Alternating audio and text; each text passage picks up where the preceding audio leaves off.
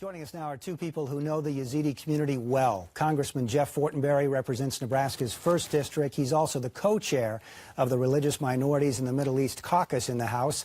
And Nebraska Kadeda, a Yazidi who fled Iraq to avoid persecution by ISIS in 2014, joins us now. She's a college freshman at Creighton University. Nebraska actually interned in Congressman Fortenberry's Lincoln office, so you two know each other well. So thank you both for being here. You're welcome. Congressman Fortenberry, I want to ask you, you've dealt with this issue for a number of years. It's been a priority for you. How common is that story? What the Yazidi community has gone through, the Christian community, and certain Islamic Muslim minority communities in Iraq is nothing short of horrific. They were targeted for extermination by ISIS, this dark, twisted ideology that was weaponized and was trying to kill people simply based upon their faith tradition. I frankly was not familiar with the Yazidi community until the Iraq War began, and interestingly, a number of the Yazidi young men helped our forces in Iraq as translators. And through that, and one of the first pieces of legislation I actually worked on in Congress, I thought it was only fair for people who had risked their lives and risked their family's life to fight next to us might get a special immigration status to the United States because they were under such danger. So a number of families began to come here to Lincoln and settle just through this interesting convergence of things. When I was younger, I had spent time in Egypt in the Middle East, so I had lived there, so I was somewhat familiar with the culture and the place. And for this reason, perhaps I was sensitized to the plight of religious minorities in the Middle East, and as well the convergence of the Yazidi community settling here. Now, again, that's during the Iraq War, prior to the coming of ISIS. And I recall very vividly in 2014, as ISIS was invading Nebraska's village, as scores of people were being murdered, people were fleeing to Mount Sinjar, a number of young men in the community here came to me who had earned their citizenship in the United States because they had become our translators, and now were Americans living in Lincoln, pleading, begging, passionate, angry, on the verge of tears, saying, "Congressman, act, you have to do something. My mother, my sister are trapped on Mount Sinjar. They'll be killed. Please act." And then there was a series of things that took place after that. President Obama called for the bombing of ISIS around Sinjar and saved a number of lives, and we've, of course, been working on a number of issues since then to try to protect the religious minorities, the Yazidis as well as Christians left in northern Iraq. And that community came to you as well and asked you to make sure that this was known as a genocide. Why was that word important? Well, it evokes certain legal requirements internationally. For me, it was important to elevate international consciousness as to the reality of what was happening. And I raised this issue directly with Secretary Kerry at the time. He actually pulled me aside after a public meeting and said, "I'm working on this."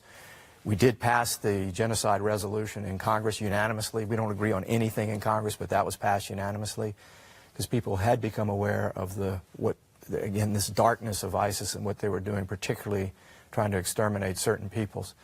So that was a certain bittersweet moment. It was a proud moment that we actually did something in Congress, and yet at the same time, the plight of people who were fleeing, the plight of people trapped in refugee camps, the plight of people who were looking to immigrate or who were left behind still remains to this day.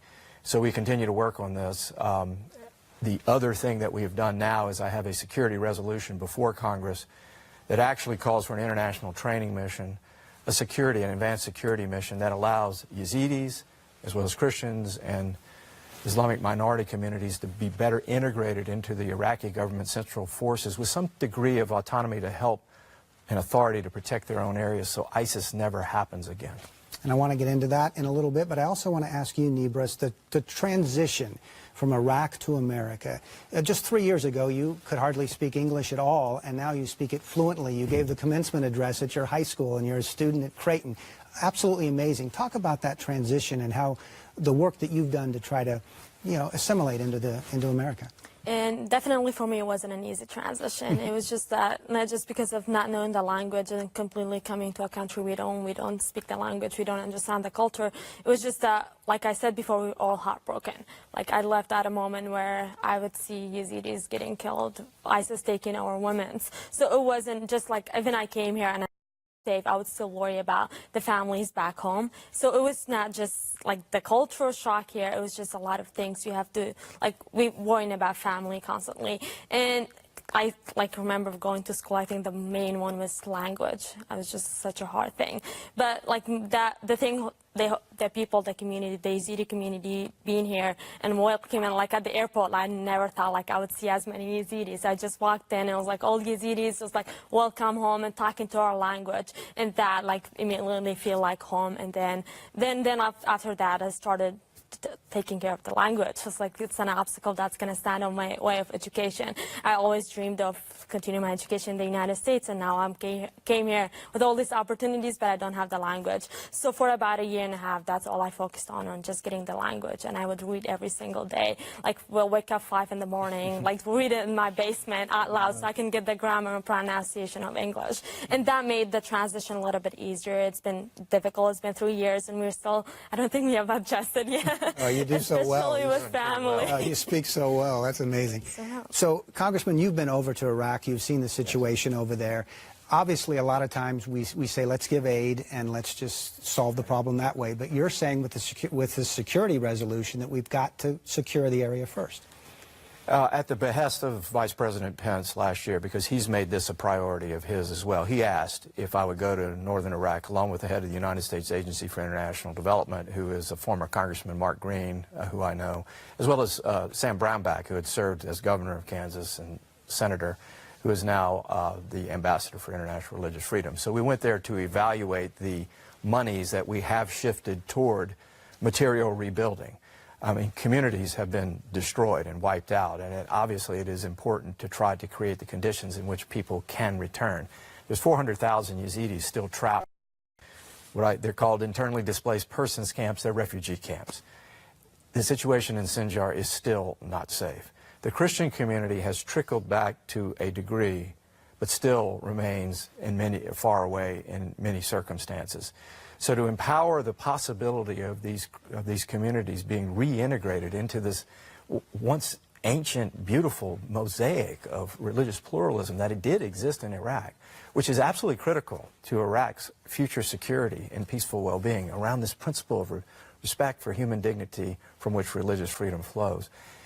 That's why it's so essential that we not only make our aid flow to the right places, but that there's a new security footprint that's laid down, again, so that the people there have some degree of authority to protect themselves and are not reliant on forces from far away, which broke down previously and caused the horror that we know. So this is the idea that's before Congress. It's gaining traction. The administration has indicated that to some degree they're behind it. They will want to see it more fully. I've spoken with the Iraqis directly, the Kurds directly. But I do think it's the proper solution. When I returned from Iraq, I had 3 words.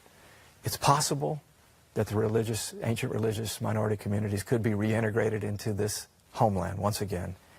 It's urgent, but it also depends upon security.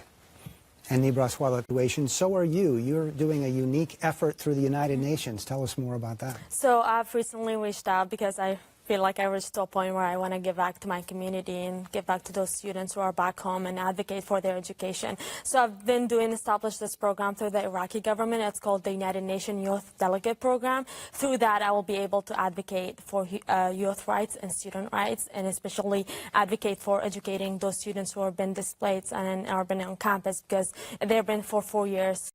And none of them are going to school, so we're just having a generation building up without any school. So I'm working on that to have their voice heard by the Iraqi government as well as the United Nations and advocate for their rights. It's amazing. Congratulations and good luck with that. But I want to ask you the question, I guess both of you, how realistic is it that no matter what efforts we take, the international community takes, that it's going to ever be safe for Iraqis, for Yazidis to return to northern Iraq?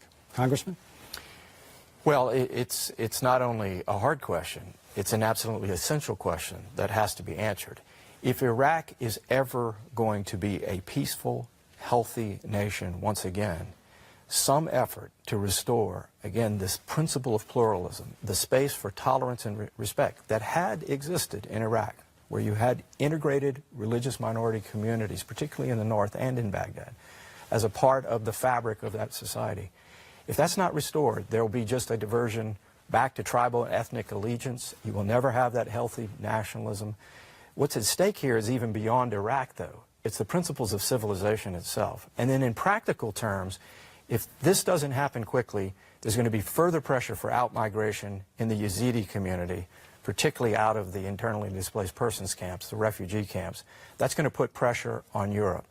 The Christian presence there has dropped from about 1.2 million down to 200,000. It could be forever lost. Iran has interest in building land bridges and filling vacuums in the area. You don't want this place governed by militias. There is a lot at stake here. In its core, though, it's about human dignity and rights. Before we conclude, though, if I could put in just a comment on what Nebras said. 2 years ago, I received a letter from a young woman who wrote me, and it was so complimentary, and she was just laughing about the grammar in it, but look how articulate she is now. Just 2 years struggling with English. I was so touched by this letter, I invited her to do an internship in the office. She accepted. She stayed about two years with us, as I recall, and then went on to Creighton University. We couldn't be prouder of Nebras. That's awesome. That's a great story. Well, thank you both for coming on, speaking of Nebraska tonight, and giving us a little more insight into the Yazidi community and the struggles that they're facing. We really appreciate it. Thank you very much. Thank you. Congressman Jeff Fortenberry and Nebras Kudeta, thank you both for being with us on Speaking of Nebraska. And reminder that you can watch this episode of Speaking